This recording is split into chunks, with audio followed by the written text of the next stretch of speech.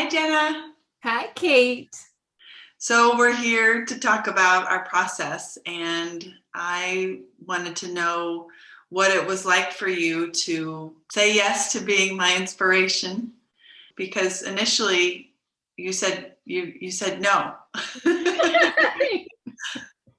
Well, I said no because I didn't want to take someone else's spot. And I think, these spots are coveted, but having the chance to reflect on the last 10 years was incredibly meaningful, not just the last 10 years of Twist, but the last 10 years of healing and surviving and coping, and to figure out how those experiences that I had, how they integrate into my life now. You've worked with cancer survivors quite a bit. What has drawn you to the work?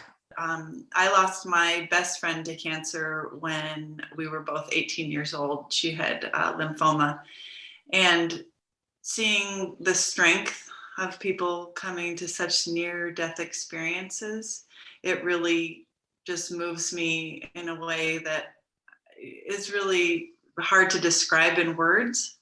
And with this program, with brushes, the inspirations are able to feel, and the artists are able to really convey what they may not be able to say in words.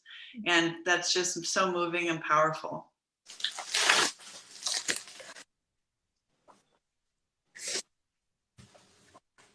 Unbelievable. This was the moment after I was in remission. So I was at home. Remember, I got off the phone with my oncologist. I ran and grabbed my dad and sat on the bed just crying and holding Big Bird. I mean, it's so childlike, really. 29, holding onto a Big Bird. There's an overwhelming sense of relief in this photo too, because I had changed a chapter. It was starting a chapter.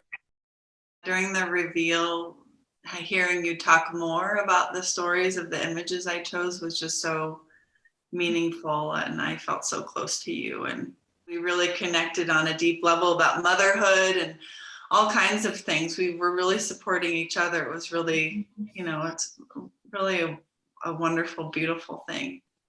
From what I've noticed online and just in knowing you is that you don't shy away from pain.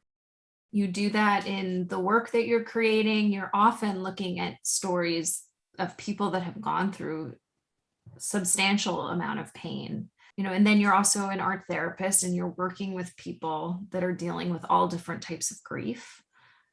How are you able to stay upbeat and centered through all of it? I really get inspired by people with so much grit and so much strength, and you're my muse. the people who have really gone through it are muses to me, and I'm so honored to be able to share parts of their story if it is in a healing way for them. But you have a way of taking such a vulnerable moment and making it unbelievably beautiful, and that is a true gift. And that just speaks to the program, to Brushes with Cancer, and all of these incredible, meaningful, deep connections that are built. It just gives me chills, because I feel like whenever I make art, it always goes to the right person or the right place. And Brushes is just such a foundation of that. For me, 10 years later, I thought I was in a good spot and that there wasn't all that much more that I needed to do. But I think what was evident today during the reveal, where so much emotion came up for me, it just shows you how healing is constant. It is something that we have to continue to work at, and that there's always work that we can be doing on ourselves. And so for someone that's thinking, oh, I'm 10 years out, I'm 20 years out, I may not need this, I'd rather it go to someone that's in treatment, I would argue that, no matter where you're at in your journey, whether you're just starting treatment, whether you're 20 years out from treatment, there is a place for you with us, and that this is something that we always and should continue to work at. All people deserve a voice and deserve this connection that this program really is. I'm just so honored to have been able to work with you and share your story.